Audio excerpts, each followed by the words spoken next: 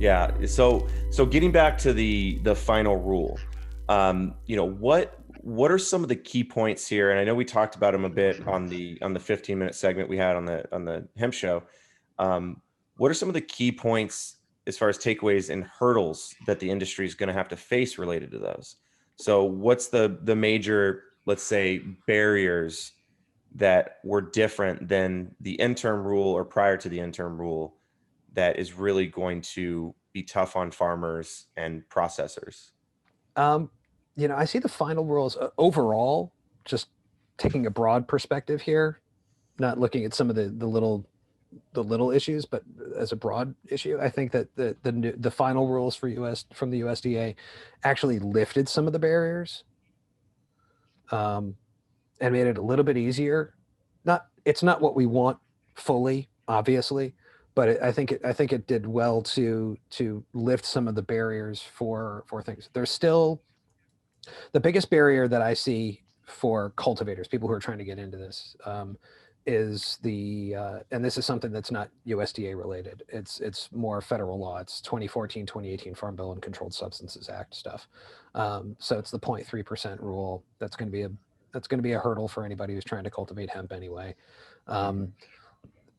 The biggest one that I see is the 10-year moratorium, which is that if you have a criminal conviction, a felony conviction relating to controlled substance, you cannot have a hemp license or cannot be a principal operator of a company that has a hemp license. Basically, you can't be a key decision maker in a hemp company. So I can't be the VP of blah, blah, blah CBD gummies if I have a pot conviction for slinging pot on the corner from 10 years ago. However, if I have a homicide conviction from 10 years ago, I have no problem getting a hemp license. Wow.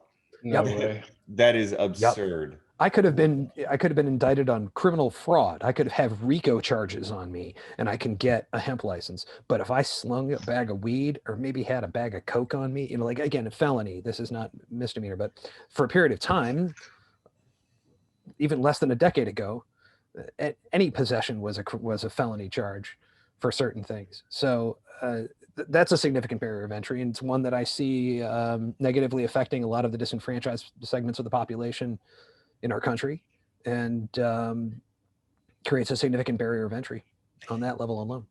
And that because that's a federal law right there, Mhm. or it's in the USDA's final rule that applies across the country. And obviously each state treats, the convictions or how they're going to prosecute low-level marijuana crimes versus, say, slinging marijuana. Back in the day, they treat it differently. So that's going to come down a lot to how your state treats that. And I'm guessing if your state has passed a legalization and includes something related to expunging records for past marijuana crimes, I'm guessing that if your record was to get expunged, that would then free you up to be able to participate, but you still have to jump all those hurdles. Yeah, and like where I'm at in Illinois, they've already expunged over 500,000 records. Okay. In 1 year. Yeah, that's great. And actually, I heard there was a company that was kind of specializing in that. It was I wish I remember the name. If there's something to do with the law and there's people needing it, there's a whole bunch of ambulance chasers. And I have friends who are lawyers, and I'm not saying this didn't be in a demeaning way, but there's a whole bunch of ambulance chasers. Oh yeah. But after that, but to comment on that one real quick, the what I heard, like I said, I gotta look up the name. If I can find the name, I'll put it in the show notes. But they were doing it. It was pro bono, and it was some sort of algorithm that was searching all marijuana crimes that would be eligible, and then it was basically automatically submitting the documentation to then have that expunged from your record. So it was a good thing. It wasn't an ambulance chaser. It wasn't somebody. Okay. It wasn't a billboard saying, 1-800, did you get in a car accident? Give me a call. So they did some kind of automation to say, like, hey, if you had this kind of criminal conviction, we're gonna automatically just throw that out there and put it through. That's great.